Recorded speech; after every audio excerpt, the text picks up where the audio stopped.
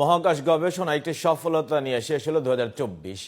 মানব সৃষ্ট কোনো বস্তু হিসেবে সূর্যের কাছাকাছি গিয়ে ইতিহাস তৈরি করলো নাসার তৈরি মহাকাশযান পার্কার সোলার প্রো।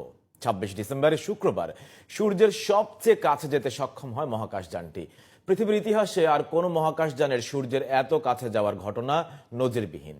সূর্যকে কাছ থেকে আরো বেশি জানতেই এই অভিযান। ফয়সাল সরকারের বিশেষ report. Launched Parker Solar Probe to touch the sun.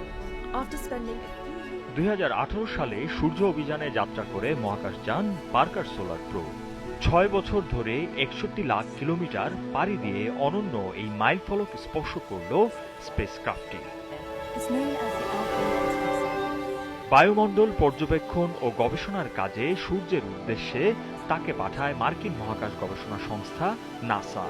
উচ্চ তাপমাত্রা আর প্রতিকূল পরিবেশে টিকে থাকার মতো করেই তৈরি করা হয়েছিল মহাকাশযানটি। সূর্যের এত কাছাকাছি যাওয়ায় 980 ডিগ্রি সেলসিয়াস তাপমাত্রার মধ্য দিয়েই ছুটতে হয়েছিল তাকে। সূর্য থেকে মাত্র 38 লাখ কিলোমিটার দূরে অবস্থান নেয় যানটি।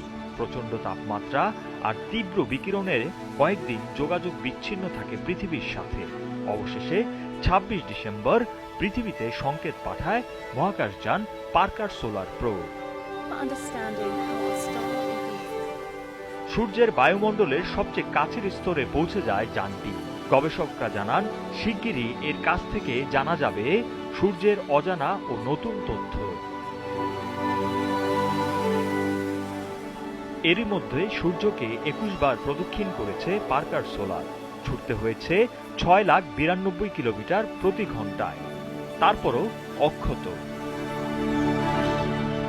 হাইড্রোজেন আর হিলিয়াম গ্যাসের তৈরি বিশাল আকৃতির এই সূর্য পৃথিবী থেকে 13 লাখ গুণ বড়। সূর্যকে বলা হয় সৌরজগতের প্রাণকেন্দ্র।